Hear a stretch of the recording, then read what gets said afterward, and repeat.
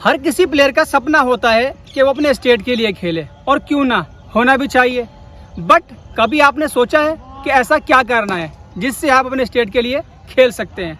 क्योंकि आप अकेले प्रैक्टिस नहीं कर रहे हैं, लाखों लोग हैं शहर में जो प्रैक्टिस कर रहे हैं। हमेशा एक दो लड़के आप देखते हैं जो अपने स्टेट के लिए खेल जाते हैं। बट अगर आप चाहते हैं कि नेक्स्ट टाइम वो नाम आपका हो, तो 2-3 चीज़ें आज मैं आपको बताने वाला हूँ। अगर आप इन पे काम करेंगे तो 100% आप अपने स्टेट के लिए खेल सकते हैं। बट आपको इन चीज़ों पे काम करना होगा, तो ही जाके पॉसिबल है कि आप अपना स्टेट के लिए खेल सकते हैं। वीडियो अहम होने वाली है, वीडियो के एंड तक ज़रूर बने रहना। चलिए गाइस, वीडियो को शुरू करते हैं।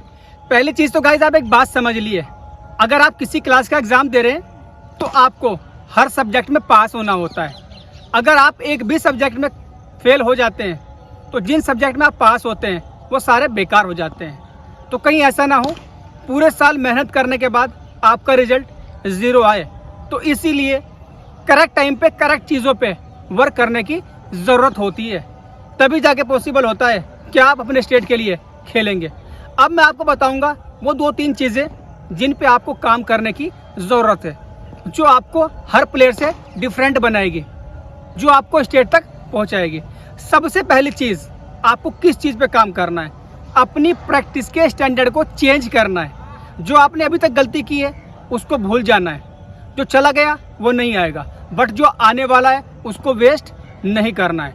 एक एक दिन आपके लिए बहुत अहम है और आपकी प्रैक्टिस बहुत ज़्यादा मैटर करती है आपकी लाइफ को सेट करने में।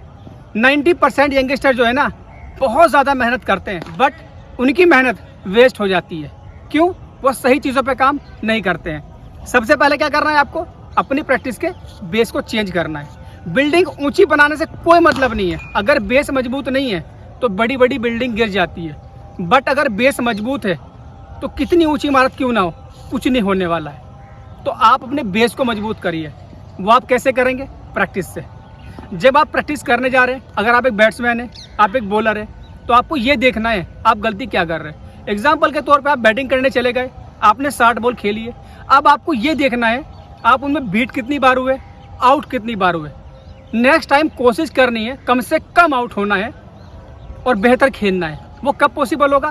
तब उसको बैठ के आप रीड करेंगे नेट के बाद। नेट के बाद ही एक्चुअल में आपको पता लगता है कि आपने गलती क्या की है। उन चीज़ों पे आप ड्रिल करेंगे।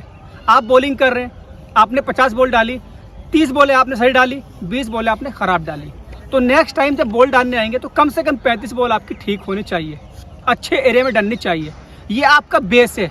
अगर बेस मजबूत होगा तो आप मैच में बेहतर बैटिंग करेंगे, बेहतर बॉलिंग करेंगे, और मैच ही एक ऐसा रास्ता है जो आपको स्टेट तक लेके जाएगा। जब आप अपनी लोकल क्रिकेट में रन बनाएंगे, विकेट लेंगे, सेलेक्टर तक आपका नाम ज़रूर पहुंचेगा कि फला प्लेयर है हमारे स्टेट में, फला प्लेयर है हमारे शहर में जो रन कर रहा है। अगर आप रन करके ट्रायल देने जाएंगे तो सेलेक्टर आपको अलग ही निगाह से देखता है। बट अगर आपने पूरे साल रन नहीं बनाए, आप जाके लाख अच्छी बैटिंग कर दें नेट के ऊपर, सेलेक्टर आपके ऊपर अपना फोकस नहीं करता है।